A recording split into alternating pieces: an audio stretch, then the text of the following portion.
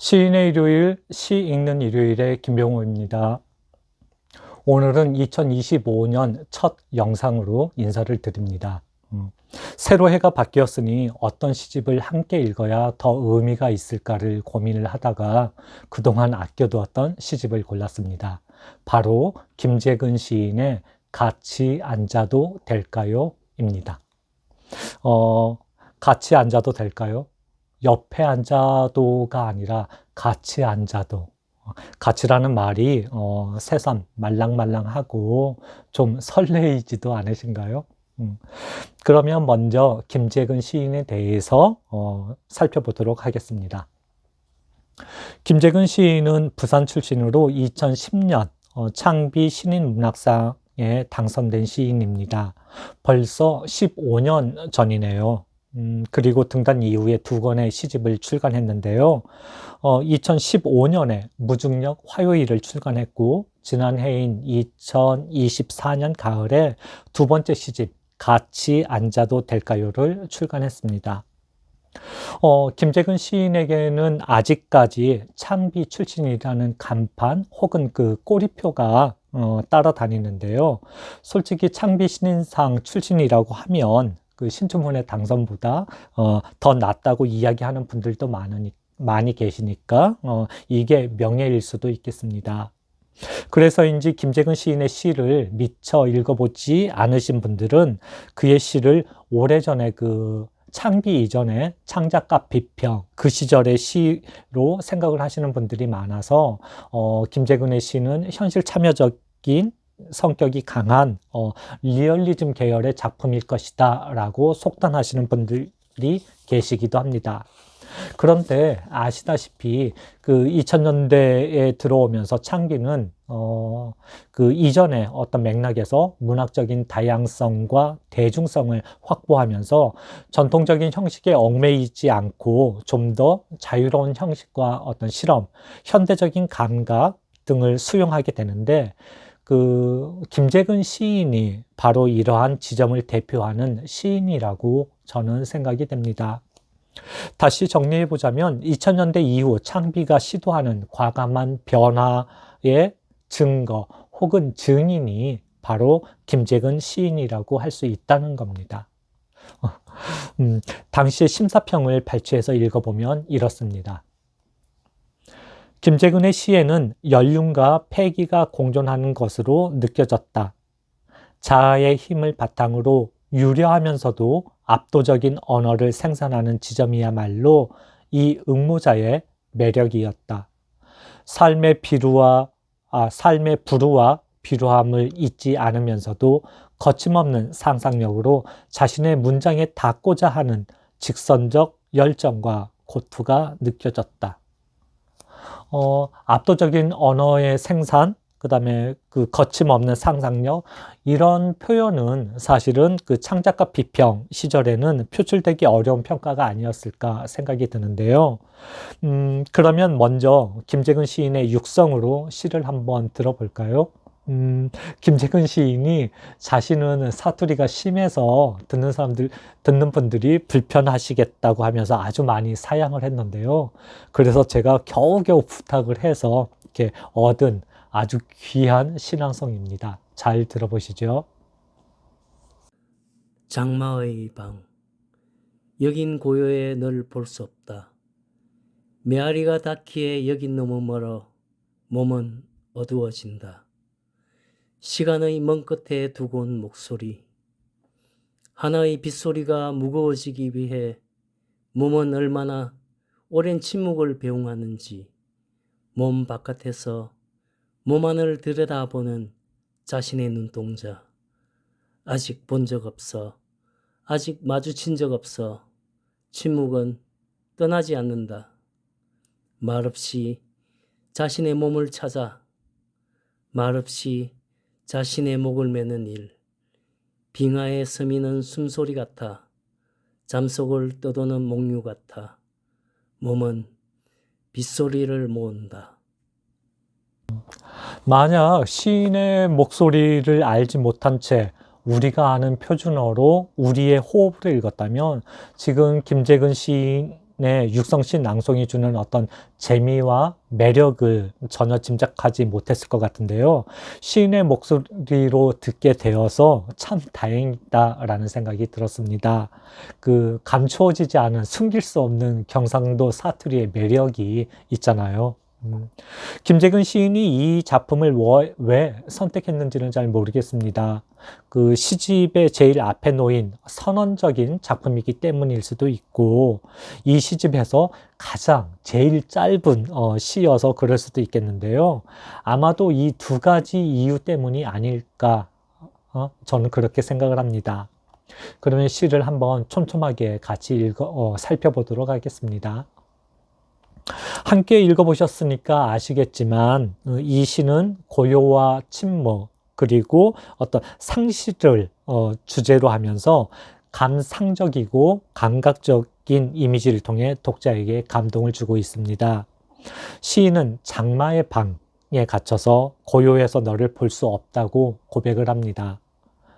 시인은 세상을 혹은 자신을 빗소리로 가두고 단절시키면서 너에 대한 그리움으로 이게 서서히 침잠을 합니다. 이러한 풍경들은 그 감정의 파동을 암시하고 있으면서 표현된 장면들은 독자로 하여금 그 비물리적인 어떤 감각적 경험을 하도록 유도를 합니다.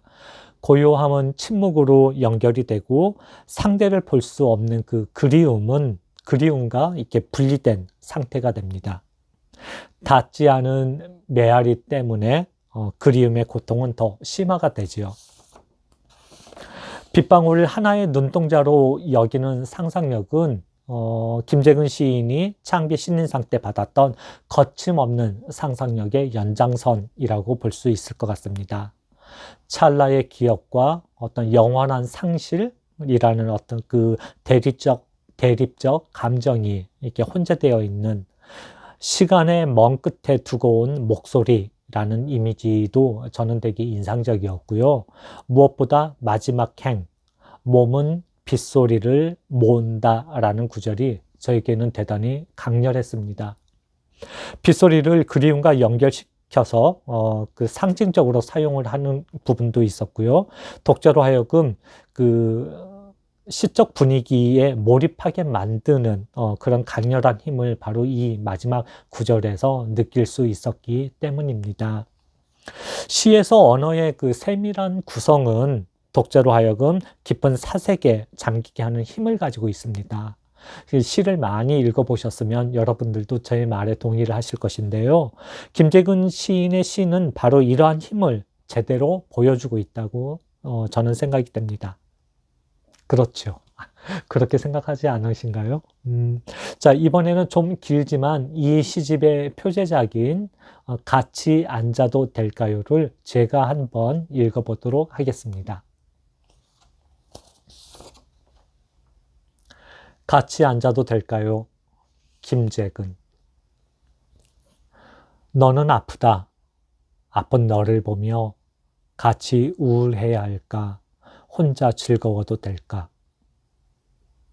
처음 걷는 사막처럼, 처음 듣는 빗소리처럼, 어디부터 불행인지 몰라, 어디서 멈추어야 할지 몰랐다. 너를 위한 식탁. 창문은 비를 그렸고 빗소리가 징검다리를 건널 때까지, 접시에 담길 때까지, 그늘이 맑아질 때까지, 고요가 주인인 걸 누구도 알아차리지 못했다. 그런 너를 위한 식탁. 촛불은 타오르고 촛불 위를 서성대는 그림자. 너를 밝히는 시간, 너를 기다리는 시간. 시간을 함께 나누려면 얼마나 더 멀어져야 할까? 너를 처음 읽는 것 같아 헤아릴수록 빗소리 늘어나는데 너는 오늘의 불안인가? 식탁은 불멸인가? 숲은 저을수록 흐려지고 빗소리에 눈동자가 잠길 때 아무도 초대하지 않았다는 걸 알았다. 너를 위한 식탁. 너를 본 적 없어. 너라고 부를 수 없다. 우리를 증명하는 우리의 봉인된 불행, 미래에서 미래로, 다시 오늘의 불안으로. 너를 지울 수 없어. 너를 잊을 수 없다. 너를 인정해야 할까? 불행이 너라면, 우리가 불행이라면 같이 앉아도 될까요? 여기밖에 없어서요. 이 작품은 고통받는 존재에 대한 동정심, 그리고 너와 별개의 존재로서 내가 너에게 갖는 감정, 그리고 이 상황의 어떤 복잡함 속에 오롯하게 남은 어떤 그 그리움을 담아내고 있는 그런 작품이라고 할 수 있을 것 같습니다. 시인은 다양한 이미지와 어떤 상징을 통해서 인간관계의 어떤 복잡한 양상과 내면의 갈등을 탐구하며 관계의 본질을 질문하게 만듭니다. 너와 나의 관계, 그래서 그것이 불안이고 불멸이 되기도 하는 지독한 그리움, 그런 것들이죠. 그래서 이 시는 타인과 연결되고 싶지만 소외된 인간의 심리를 섬세하게 묘사하면서 심오한 감정을 불러일으키게 합니다. 김재근 시인은 이 작품에서도 공교롭게 빗소리와 고요를 시의 축으로 사용하고 있는데요. 참으로 감성적이고 섬세한 시인이라는 인상을 갖게 만듭니다. 아무도 초대하지 않은 식탁에 앉아서 미처 본 적도 없는 너를 기다리는 마음. 고요가 주인인 식탁에 앉아 너의 아픔과 불행을 생각하며 그것을 함께 하려는 그 마음의 파동은 불안이면서도 불멸에 가깝습니다.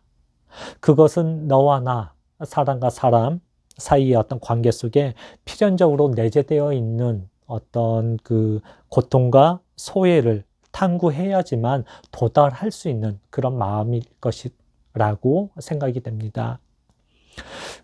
시간을 함께 나누려면 얼마나 더 멀어져야 할까라는 이러한 역설적인 표현은 너와 나의 운명의 엇갈림을 의미하면서 너를 너라고 부를 수 없는 현실의 어떤 봉인된 불행을 극한의 감정으로 이렇게 밀어냅니다. 혹은 극한의 감정으로 이끌어내기도 하는 거죠. 그리고 마침내 너를 지울 수 없고 잊을 수 없어서 기꺼이 너를 껴안겠다라는 그런 각오로 이어집니다. 마지막 부분이 마지막 연이 이렇게 끝나잖아요. 불행이 너라면, 우리가 불행이라면 같이 앉아도 될까요? 여기밖에 없어서. 이렇게 김재근 시의 힘은 항상 시의 마지막 행에서 폭발하는 것 같습니다. 여기밖에 없어서라는 말의 어떤 간절함과 치열함, 그리고 너와 함께 하겠다는 의지는 어떤 존재적인 단절을 넘어서서 뛰어넘어서 너와 함께 하고자 하는 존재의 단일성에 대한 열망이라고 생각이 됩니다. 그래서 저는 오늘 영상의 주인공인 김재근 시인을 죽어도 아니 눈물 흘리오리다 라고 했던 그 김소월의 21세기 버전이라고 제목을 붙였습니다.